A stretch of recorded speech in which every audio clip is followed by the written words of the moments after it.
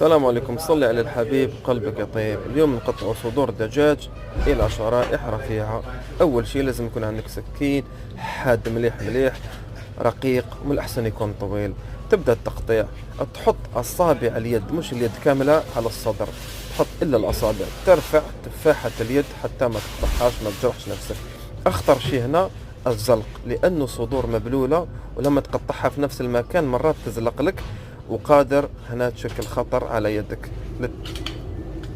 دائما تحاول تحط السكين في نفس المكان وتقطعها بطريقة رقيقة جدا حتى تطبخ بسرعة.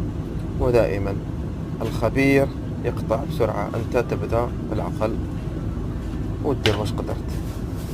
فاصل ونعود. كل عام وانتم بخير، إن شاء الله تاكلوا البفتاك. سلام.